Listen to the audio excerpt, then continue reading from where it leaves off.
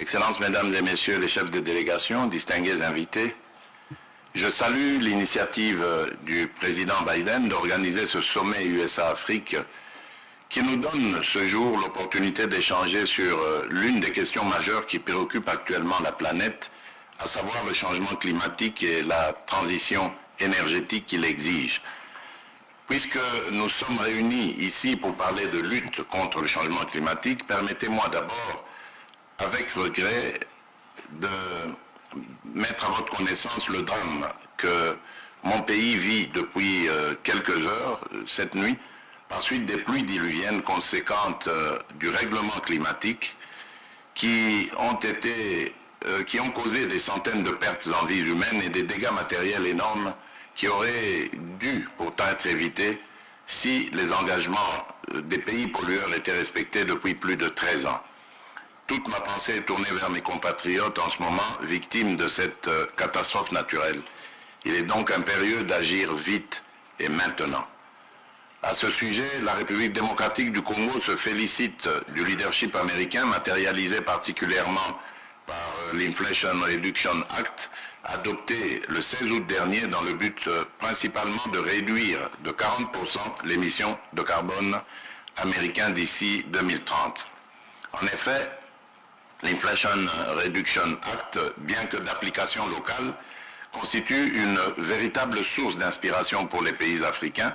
car elle démontre que la lutte contre le changement climatique n'est pas antinomique à la croissance économique. Bien au contraire, elle en est le moteur. Il est donc possible désormais de s'attaquer au changement climatique au moyen de l'émergence d'une croissance verte, appuyée par des politiques innovantes conformes aux objectifs globaux de développement durable, les ODD. C'est pourquoi mon pays est disposé, grâce à ses minerais stratégiques,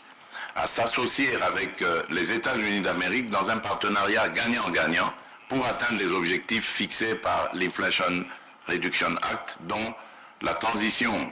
énergétique, qui ont un impact au niveau mondial. Excellences, Mesdames et Messieurs les chefs d'État et de gouvernement, Excellences, Mesdames et Messieurs les chefs de délégation, distingués invités, la République démocratique du Congo est dotée de l'une des plus importantes biodiversités du monde et participe à la régulation climatique mondiale. Cependant, bien qu'ayant cette vocation naturelle de leadership sur le plan environnemental, mon pays se trouve confronté à des défis majeurs, dont l'insécurité, qui ravage sa partie orientale depuis bientôt 3 décennies. En effet, des groupes armés et terroristes opérant dans la région en proie à l'insécurité, notamment le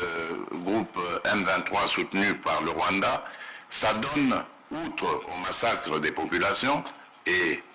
à l'exploitation illicite de nos minerais stratégiques, à des déforestations massives, décimant ainsi les espèces en voie de disparition au sein de nos espaces et parcs protégés, à l'instar du parc national de Maïko dans le bassin du fleuve, le bassin du Congo, de la réserve des Poulous en Ituri, du parc Kaouzi-Biega au sud Kivu et du parc de Virunga au nord Kivu. C'est autant dire que la question de l'insécurité à l'est de mon pays est inséparable de celle de la protection de sa biodiversité. Il est donc urgent et impérieux d'y mettre fin aux activités des groupes armés également. Excellences, Mesdames et Messieurs les chefs d'État et de gouvernement, Excellences, Mesdames et Messieurs les chefs de délégation, distingués invités, j'aimerais ici me faire le porte-voix du continent africain qui est le plus meurtri par les impacts de changement climatique sans en être responsable ni en avoir les moyens d'y faire face. Je salue l'appui financier consenti par le gouvernement américain en faveur de l'adaptation en Afrique et espère plus d'engagement. Je suis convaincu qu'une collaboration innovante, gagnant-gagnant, axée sur les différents mécanismes prévus par l'accord de Paris, renforcé par le pacte de Glasgow et réaffirmé lors de la COP27 à Sharm el-Sheikh, permettra aux pays industrialisés historiquement responsable du changement climatique, d'accompagner le continent africain, non seulement dans son adaptation au changement climatique, mais également dans la poursuite de sa marche vers le progrès et le développement. Pour finir, je salue la mise en place du groupe Climat République démocratique du Congo, États-Unis d'Amérique, preuve de coopération renforcée entre nos deux pays. Mon souhait est que ce dernier privilégie dans ces discussions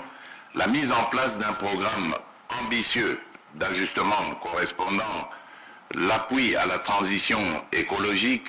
la sécurisation des parcs et des forêts,